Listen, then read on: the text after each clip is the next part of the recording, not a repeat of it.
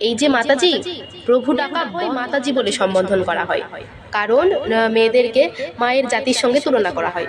তবে ছেলেদেরকে আপনারা যে প্রভু ডাকেন, এই প্রভু ডাকা বন্ধ করুন। প্রত্যেকটি যারা দীক্ষা গ্রহণ করে সবাইকে যে আমরা প্রভু বলে ডাকবো না। প্রভু হচ্ছে তিনজনই প্রভু, যারা শাস্ত্রে বলছে। যেমন আমরা পঞ্চতত্ত্বে একটা মন্ত্র রয়েছে, জয় শ্রীকৃষ্ণ চৈতন্য প্রভু নিত্যানন্দ শ্রী আদিত্য গদাধর শিবাসাদি গুরু ভক্তবৃন্দ। অর্থাৎ প্রভু হচ্ছে আমার নিত্যানন্দ প্রভু, অদ্বৈত প্রভু আর চৈতন্য মহাপ্রভু। আর গদাধর শিবাসাদি আমরা কিন্তু সবাই ভক্তবৃন্দ, সবাই হচ্ছে ভগবানের দাস, সবাই কিন্তু প্রভু নয়। আমরা প্রভু হচ্ছে তিনজনকে আখ্যান দেওয়া হয়েছে, কিন্তু আমরা যদি সেই প্রভুর সঙ্গে যদি আমাদের তুলনা করি, এটা সম্ভব না। কারণ শাস্ত্রে এটা বলা হয়েছে, অনেকেরই যে বলছে যে সাধু, সাধু মানে বিশাল কিছু ব্যাপার। ভগবান এটাই বলছে যে আমার ভক্ত বড়, অর্থাৎ যারা সাধু গুরু বৈষ্ণব তারা তো ভগবানের ভক্ত। তা বলে এটাই নয় তাদেরকে ভগবানের সঙ্গে তুলনা করা। ভগবানই ভগবানই হয়, গুরুদেব গুরুদেবী হয়, আর ভক্ত ভক্তই হয়। সবাইকে এক চোখে দেখা কখনো। রাধে রাধে। বাংলা অমৃত কথা চ্যানেল সবাইকে স্বাগতম। সুন্দর একটি ভিডিও আপনাদের সামনে উপস্থাপন করলাম, আপনারা ভিডিওটি শ্রবণ করুন আগে। এই যে মাতাজি, প্রভু ডাকা বন্ধ করুন। মেয়েদের না হয় মাতাজি বলে সম্বোধন করা হয়, কারণ মেয়েদেরকে মায়ের জাতির সঙ্গে তুলনা করা হয়। তবে ছেলেদেরকে আপনারা যে প্রভু ডাকেন, এই প্রভু ডাকা বন্ধ করুন। একটি বোন বা মাতাজি এই ভিডিওটি শেয়ার করেছেন, ওনাকে অসংখ্য ধন্যবাদ জানাই এবং প্রণাম। বৈষ্ণবী উনি যে বিষয়টা নিয়ে শেয়ার করেছে, এই যে প্রভু, উনি যে ব্যাখ্যাটা দিয়েছেন, ব্যাখ্যাটা হচ্ছে প্রভু আমরা কাকে বলি।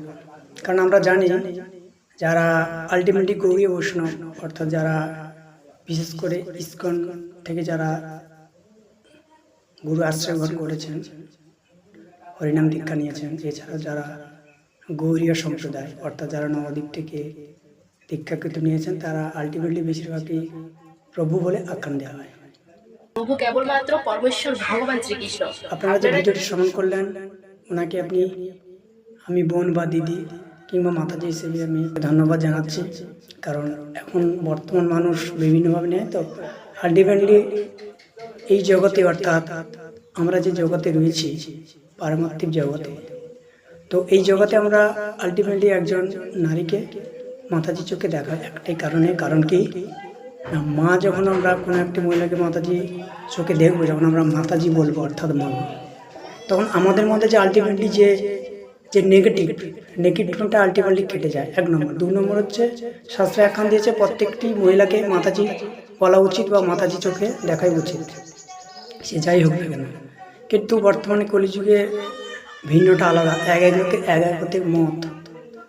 কারণ আমরা বিভিন্ন এই সোশ্যাল মিডিয়াতে আমরা বিভিন্ন কলিযুগে যে সমস্ত সাধু হয়েছে, বিভিন্ন আলাদা আলাদা সম্প্রদায়, কেউ গৌরীয় মতে, কেউ ইস্কন মতে, কেউ আবার কেউ বৃন্দাবনের মতে দীক্ষিত, তো বিভিন্ন মানুষ বিভিন্ন উক্তি দিয়েছেন। আবার ওই মাতাজি বলেছেন যে প্রভু নিত্যানন্দ প্রভু, মহাপ্রভু, অদ্বৈত প্রভু, শ্রী চৈতন্য মহাপ্রভু, এদেরকে আমরা জানি। কিন্তু আমরা আলটিমেটলি যারা সাধারণ মানুষ, যারা দীক্ষিত মহিলা, যারা দীক্ষা নিয়েছেন, তাদেরকে আমরা মাতাজি বলি। কিন্তু যারা পুরুষ মানুষ, অর্থাৎ যারা দীক্ষা নিয়েছেন পুরুষ মানুষ, তাদেরকে আমরা প্রভু বলি। অনেকেরই উক্তি, আমরা প্রভু কেন প্রভু বলা আপনারা বন্ধ করুন, কারণ প্রভু শাস্ত্র বিরুদ্ধ।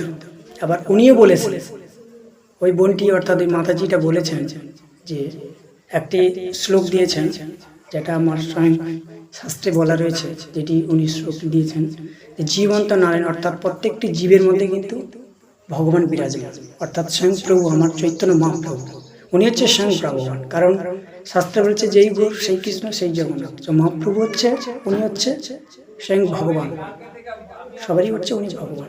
উনি প্রত্যেকটা জীবের মধ্যে বিরাজমান, অর্থাৎ একটি পিঁপড়ের মধ্যে বিরাজমান, মানুষের মধ্যে তো বিরাজমান, প্রত্যেকটা জীব। তাই বলে নয় যে প্রত্যেকটা জীবকে আমরা প্রভু বলে আখ্যান দেব। ওনার বক্তব্য বা গৌরীয় ভক্তদের উদ্দেশ্য বা ইস্কনদের বক্তব্য যেটা, যে প্রত্যেকটা জীবের মধ্যে যেহেতু ভগবান বিরাজমান, তো সবাইকে কিন্তু প্রভু বলা উচিত। এটা হচ্ছে উনিদের মতে, কিন্তু উনি যে শাস্ত্র ব্যাখ্যাটা দিয়েছেন, শাস্ত্রটা আপনারা আরেকবার শ্রবণ করুন, ভিডিওটি বারবার করে দেখবেন।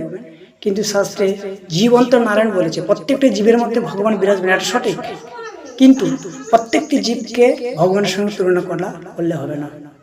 তার সবাই যদি প্রভু হয়ে যেত তাহলে সবার মানুষের মন সমান হতো না। আমাদের মতে ভগবান বিরাজমান, প্রত্যেকটা জীবের মধ্যে বিরাজমান, তখনই বিরাজমান করে। কখন বিরাজমান করে?